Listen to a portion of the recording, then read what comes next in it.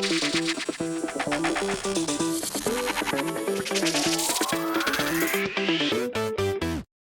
number 1 of Chicago Bears training camp is in the books, and we have a lot to talk about. What's going on, guys? I'm back with another Chicago Bears training camp update video, which I'll be doing every single day this year during training camps. If you guys want all the latest news on what's going on in Bears camp, who's making plays, who's not making plays, all that good stuff, definitely be sure to subscribe to my channel. There's going to be a lot of videos out in the coming weeks now until the regular season starts. And I'm sure you guys, the ones that are familiar with my channel, you've seen I've been doing this series for the past 4 years now, and I love doing it, right? Like, I love covering these practices, going over what's happening, and it's basically just a way for you guys to know what's going on at practice every single day, because I know a lot of you don't have social media, a lot of you might not be able to go to practice, so I'll try to give you guys all the latest news and the most important news on what is happening every day of camp under this new Eberflus polls regime. And obviously I won't be able to cover every single thing that happened in practice, right? Because there's so much that goes on, so many players to talk about. So I'll only be talking about the most important plays, the most important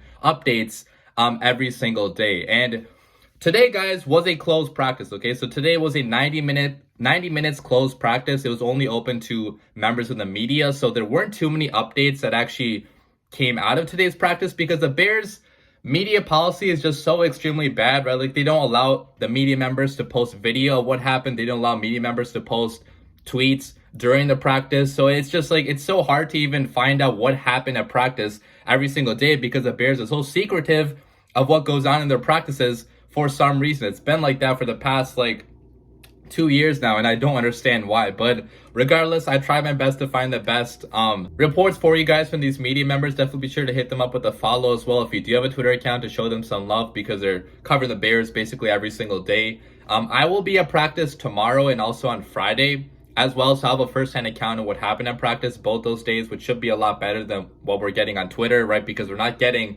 too much on Twitter. So if you are at practice the next few days, definitely be sure to say hi. I'd love to meet up with you guys, talk some Bears football. But enough talk, guys. Let's get into this video. Let's go over what happened in practice today. And the first story I want to talk about, guys, is that rookie Velus Jones broke another rookie's ankles, Kyler Gordon, okay, the cornerback that we drafted in the second round. He got his ankles broken apparently by our third round wide receiver. So according to Will DeWitt from CHGO Bears, Velus Jones broke Kyler Gordon's ankles with an inside move and broke out for a wide open touchdown during the 1v1 red zone drills. Jones demonstrating good ability to change direction on a dime and make the CB bite on the initial move. So obviously, guys, a lot of Bears fans have had question marks about Velus Jones from the very beginning, just because he is 25 years old, okay, a pretty old rookie. But I personally have always had the opinion that if he can play football, if he can make plays for us this year on the football field, who cares how old he is? It literally does not matter. For the next contract, it does matter, because then you might not want to pay him as much, but we're not focused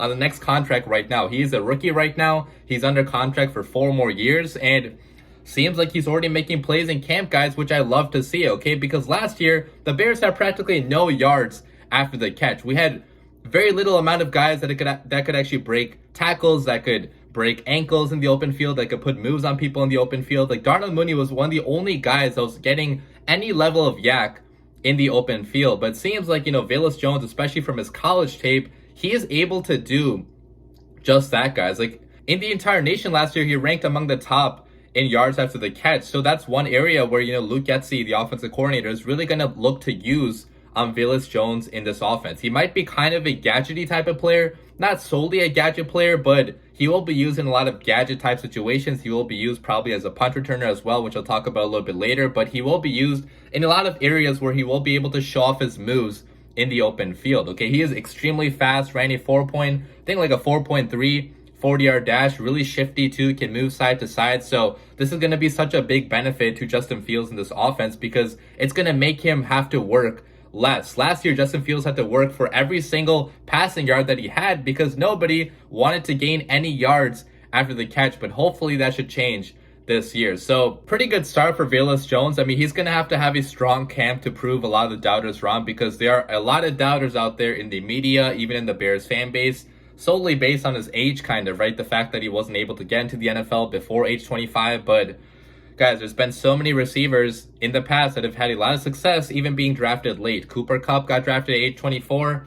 our guy Devin Hester, man, he got drafted also, I think at age 24. He got drafted pretty late. So if, Velus Jones can be like a Devin Hester light for us, that'll be a fantastic thing for the Chicago Bears offense. But moving on to the next story now, talking about our star linebacker, Roquan Smith. So obviously you guys know that Roquan is not going to practice until he gets a new contract extension. He's basically holding in, like he's not away from practice. He is at training camp right now, but he's not going to practice, until he actually gets the money. So, it's still a better situation than holding out, being away from practice, because then you won't be in any of the meetings. Right now, Roquan is in the meetings. He's been meeting with his teammates, meeting with the defensive coordinators, meeting with the coaches, doing other stuff, off the football field, which is still preferred over, holding out. But regardless, he got placed on the PUP list today, according to Brad Biggs, the physically unable to perform list, which is pretty odd because Roquan does not have an injury according to my knowledge. Okay, no injury has been reported for Roquan Smith. So this could be like a measure of goodwill from Ryan Poles,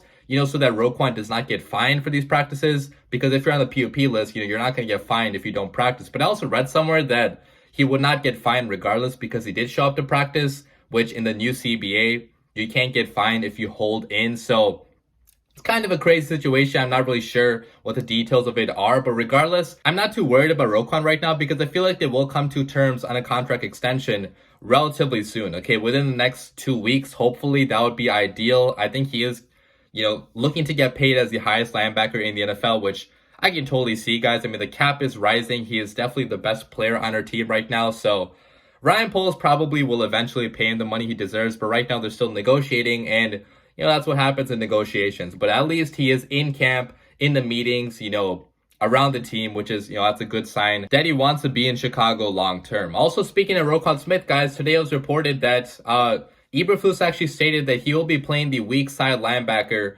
for the team officially. So it's going to be playing the same position, obviously, that Lance Briggs played back in the day for our Chicago Bears, the same position that Darius Leonard or Shaquille Leonard, he goes by Shaquille now apparently, played for the Colts. And it's a position where I feel like Roquan can definitely thrive at this year because he fits the mold for a Will perfectly. Okay, he's a little bit undersized. He's like 5'10", 5'11", but is extremely fast. Can go sideline to sideline, can go up towards the ball, can make plays, and that's really what he's going to be doing for the Chicago Bears defense, playing the Will. Okay, he's going to be the playmaker on this defense. I mean, stats wise, you should see an increase in a lot of his stats this year if he is fully healthy, if he is, playing at the same level he's been playing at the last 2 years, maybe even better, because, guys, this defense fits him perfectly, okay? And Eberflus, he is a type of, defensive coach that really would love to have a guy like Roquan and will be utilizing Roquan to the best of his abilities. So hopefully we get this contract extension done relatively fast so we can get back to seeing the best player on the Chicago Bears on the football field at practice. Talking about the O-line now. So the O-line has been a pretty fluid situation. We've gotten no guarantees on who's starting where because we did add 2 players in the last 2 days now, Michael Schofield and Riley Reef. So today a lot of people are wondering who's going to be starting on the left side, on the right side, in the middle. And today, guys, so keep in mind, guys, there was no pads on today. So without pads, you can't really judge the offensive line because that's the one position where you absolutely have to have pads on. You have to be hitting each other to see who's actually the best football player. But today, guys, without pads, so Larry Borom was working with the first team at right tackle, rookie Braxton Jones was at left tackle, and Sam Mustipher was he starting right guard. Now, don't freak out about that, guys, because I'm sure this will change in the coming weeks, especially with pads on, because I personally don't foresee Sam Mustipher starting. If Michael Schofield is not able to beat out Sam Mustipher for the starting right guard job, we have a big problem, okay? But there's like a 1% chance of that happening because Schofield and Reef just got here, so obviously they're not going to be starting for at least a couple days. But I do foresee both Schofield and Reef starting, Schofield at right guard and Reef probably at left tackle. But it'll be interesting to see what happens, right? Because we have a lot of young guys that are hungry. They have been pretty high on Braxton Jones, the rookie, the left tackle, who has very long arms, a very good build to play the left tackle spot, very athletic too. So I think long-term, obviously, Braxton Jones, they're trying to make Braxton Jones their left tackle. But for right now, starting out the season, I'm pretty sure it's going to be the veteran Riley Reef. And on the right side, it's probably going to be a battle between both second-year players, Tevin Jenkins and Larry Borom. Personally, I think that Tevin is going to win the starting job because when the pads go on, he's going to prove he belongs, okay? Because if you look at his college tape, he was a beast out there on the football field. I know that doesn't always translate to the NFL, but the end of last year, guys, he was getting a little bit better, and he showed a lot of fight out there on the football field. One of the only guys that was showing fight, especially in that game against the Vikings. If you guys remember on Monday Night Football, he stood up for Justin Fields. So it'll be interesting to see what happens on the Bears offensive line. It's still very fluid. Things could change every single day, basically. So don't think this will be, our starting offensive line week 1. But that is the O-line right now. Moving on to the punt returner situation. So according to Will DeWitt, guys, he saw 4 Bears field punts today. So he saw Velus Jones at number 1,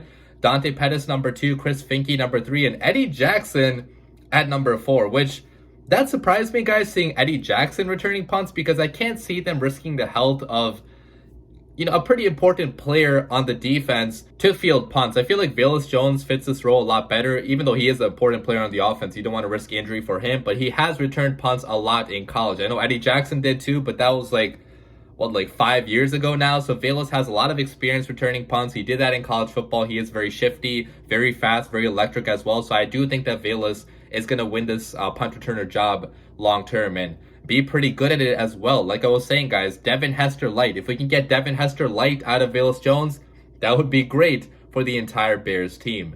Moving on now to Robert Quinn. Okay, so you guys obviously know that Robert Quinn, earlier this year, he missed mandatory OTAs, which caused a lot of Bears fans to question, does he want to be on the Chicago Bears? Okay, does he want to trade, which, was reported by some media outlets, but it seems like he wants to be in Chicago long term. Okay, today I was asked about if he wants to be traded since he, skipped OTAs, but he said that I've been traded twice to get tired of moving. I expect to be here. So he also talked a little bit more later on about the Bears and how he is committed on not being a distraction to this team, how he wants to be in Chicago, how if he gets traded, that's a business, but seems like he really does not want to be traded. At least that's what he's saying right now in camp, which is a good sign for the Chicago Bears. Okay, I know that Robert Quinn is getting up there in age. He's like 32 now, and he's not going to be a part of the Bears' long-term plans, but he's coming off an 18.5 sack season, guys. Like, he's still a very damn good football player that's going to help the Chicago Bears win football games this year, and is also going to help mentor some of the younger guys. I mean, we have so many young players now on the Bears defense. We have Travis Gibson, very young. We have Dominic Robinson, the guy that we drafted this year. He's obviously very raw, very physically gifted, but very raw, and he could learn a lot from one of the best pass rushers in the NFL in Robert Quinn. So good to see Robert Quinn back at practice. The next story, guys, talking a little bit about Justin Fields. So I couldn't find too many reports about how the offense did, like what exactly happened in practice, how did Fields look, but it seems like, Justin Fields and Mooney had a pretty good connection in camp. Okay, obviously they've been working nonstop throughout the offseason together. They've been in touch basically every single week of the offseason, and seems like today, guys, Fields opened up team drills, hitting Mooney for a long pass down the right sideline. He also had his best throw on a touchdown to Mooney on the run, according to Kevin Fishbane and Adam Johns in their article. So you love to see that, guys. I mean, Darnell Mooney is without question going to be the #1 receiver on the Bears this year. He's the most talented right now. He's the most proven right now as well. That's not saying much because we don't have a very proven receiving core, but I'm really high on Mooney's potential, especially with Justin Fields, because he fits Justin Fields' skill set so great in this offense, right? Like, Mooney is a down the field threat that can separate, that can get open with ease, and Justin Fields has a pretty nice deep ball that should be hitting Mooney very frequently, hopefully, this year. And then finally, guys, the last story I have for today. So Jack Sanborn got an interception. Okay, UDFA Jack Sanborn, who you guys know I'm pretty high on. I made a video breaking his college tape down and talking about how I think he's actually going to make the team, and he's helping his case with plays like today. So apparently he had an interception off of Justin Fields. He bobbled it, but he was able to haul it in for the interception. That was Fields' only interception today, according to Zach Pearson as well. So good to see Justin not making too many mistakes, but it seems like Jack Sanborn did get the best of him today in practice, which is, great for the Bears defense. I mean, they are going to need a capable starter, a third starter, the Mike or the Sam, which I think Jack Sanborn, I think he's going to be playing the Sam for us. He is built like a Sam backer, and with his run defense especially, he could be playing a pretty big role on the Bears if he does make the team, okay? Because we don't have great linebacker depth at all behind Roquan Smith. So it's anybody's game right now. I think that Jack Sanborn is on track to making the Chicago Bears final roster. But That is all the updates I have from camp today. Like I said, guys, I'll be at practice tomorrow, so I'll probably have more stuff, eyewitness accounts for me, which should be pretty fun to go over. So hope you guys enjoyed the video. Leave your comments down below. I'll see you guys tomorrow, and as always, bear down.